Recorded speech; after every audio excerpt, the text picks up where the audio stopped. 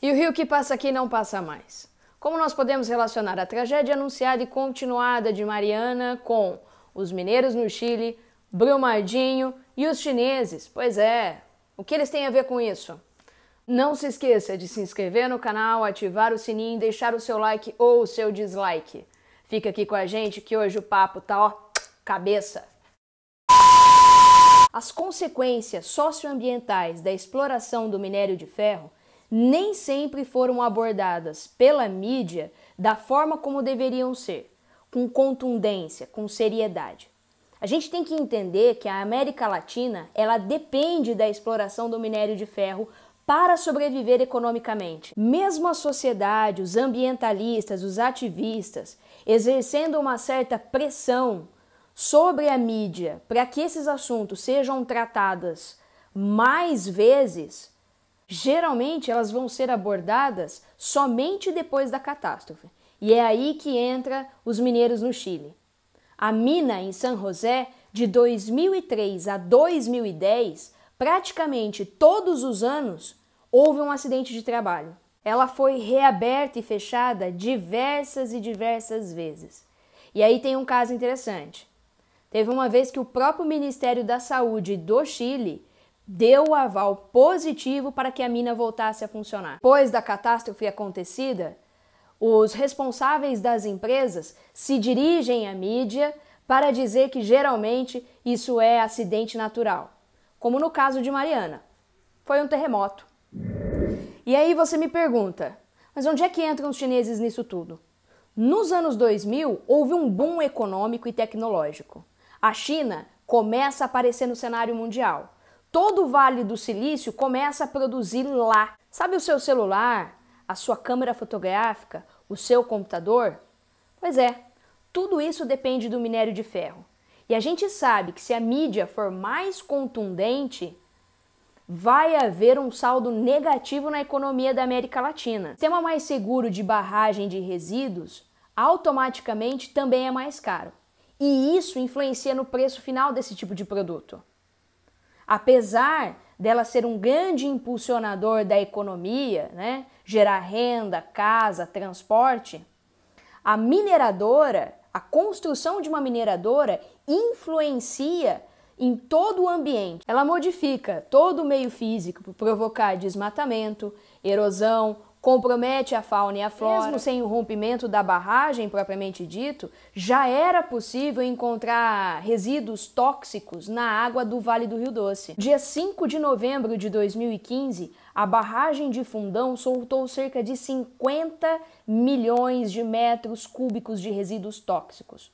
Mais de 14 piscinas olímpicas destruíram todo o Vale do Rio Doce. Deixou um rastro de lama que matou apenas 19 pessoas, porque uma moradora teve coragem de subir numa moto e avisar os vizinhos, uma coisa que não aconteceu em Brumadinho.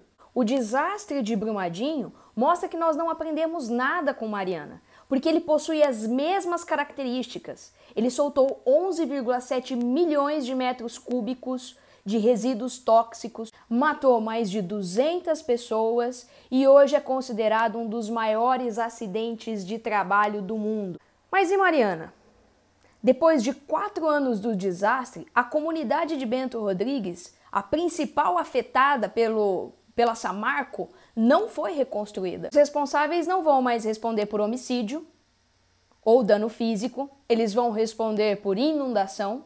E o Instituto Renova, aliás, eu acho que é Fundação Renova, que recebeu 6 bilhões de reais para ajudar a reconstruir o meio ambiente e indenizar as vítimas, quase não está sendo usado esse dinheiro. Se vocês derem um Google aí, vocês vão ver que cerca de 1.700 pessoas que foram indenizadas e a comunidade de Bento Rodrigues está sendo reconstruída agora. Só que os efeitos dessa tragédia nós podemos sentir muito além de Bento Rodrigues.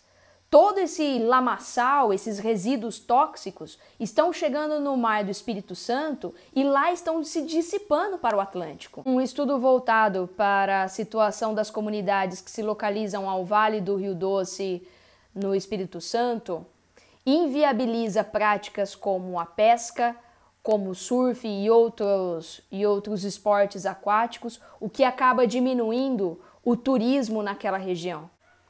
E aí vem um caso controverso. A FEAM, que é a Fundação Estadual do Meio Ambiente, e o Departamento Nacional de Produção Mineral, esses órgãos do governo declararam no relatório de risco que a barragem de Fundão era de baixo risco. Nesse mesmo relatório, tem mais 27 barragens. Essas 27 barragens, eles apontam que não existe estabilidade. Duas estão em estado de emergência. Bom, se a barragem de Fundão era de baixo risco e duas estão em estado de emergência, gente, a coisa tá feia. Mas e aí? Você já tentou descobrir se você mora perto de alguma mineradora, de algum dique? Já investigou qual órgão está fazendo esses relatórios de risco? Você tem conhecimento desses relatórios de risco? Você já procurou saber quais são as medidas de emergência? Porque toda precaução é pouca. A gente sabe que o Brasil não é para amadores. Mas por hoje é só, pessoal. Deixa aí o seu like, o seu comentário e bora lá. Até mais!